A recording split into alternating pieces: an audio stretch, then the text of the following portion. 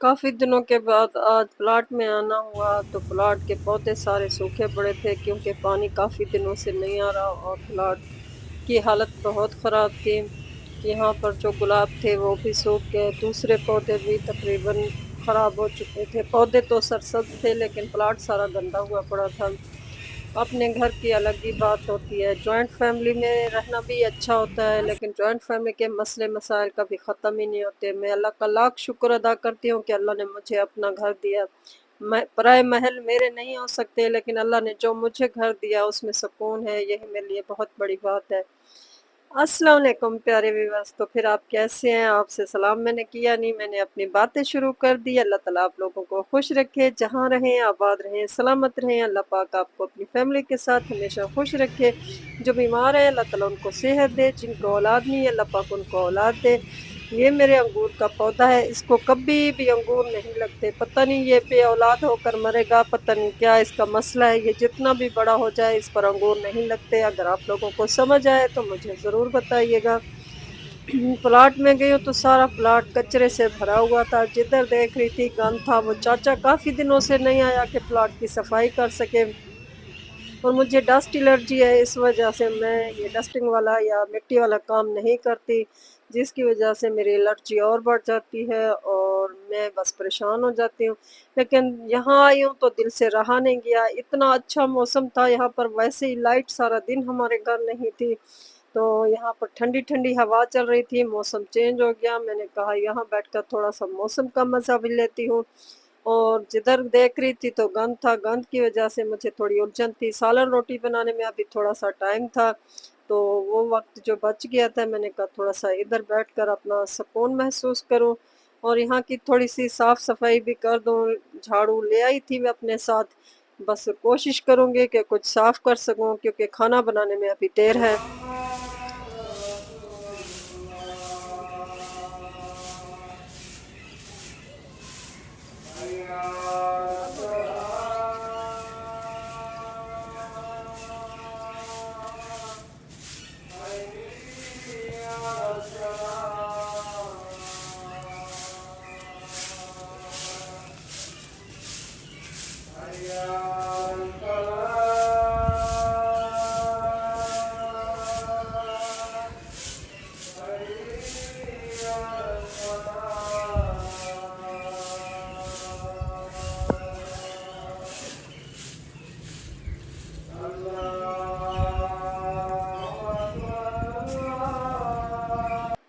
खाने में आज मैं पालक बना रही हूँ, अज़ान हो रही थी इस वजह से ज़्यादा बात मैं उधर नहीं कर सकी। खाने में आज हम बना रहे हैं पालक, काफ़ी दिनों बाद पालक मंगवाया है, इस वजह से मतलब दिल है कि ये अच्छे से बने ताकि सालन का टेस्ट भी थोड़ा चेंज हो, वरना भिंडियाँ, करेले, वही कद्दू वगैरह खा-खा के थक गए। मैं फिर पालक बनाने बैठ गई क्योंकि इसको बनाना थोड़ा मुश्किल होता है, इसकी सफाई थोड़ी मुश्किल होती है।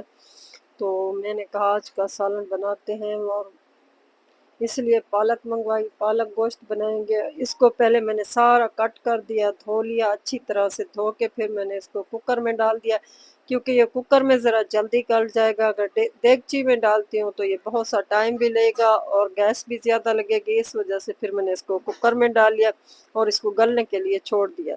ये हमारा पालक रेडी हो गया है, गल के साग की तरह बन गया है। इसको मैंने थोड़ा-सा वो कर लिया, ये जो दाल मदीना नहीं बोलते हैं, हम तो दाल मदीना बोलते हैं, आप पता नहीं क्या बोलते हो, उसके साथ मैंने इसको जिस तरह साग नहीं वो करते हैं, वो कर लिया। और यहाँ पर हमारा मुर्गी का सालन बन रहा था गोश्त का,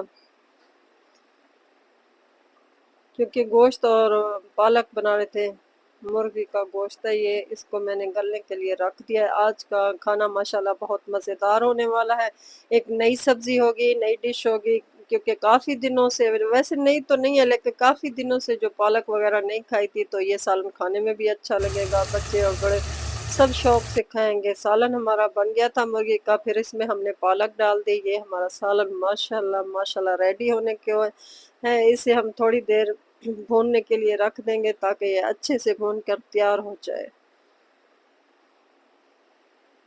और ये सालन हमारा बन गया है, मैंने अब इसे प्लेट में निकालना है। पहले मैंने सोचा बोटी ना डालूँ, फिर मैंने कहा मेरे व्यूअर्स क्या खाएँगे, इस वजह से फिर मैंने कहा एक मुकम्मल प्लेट बनाऊँ ताकि आप लोग खा सको।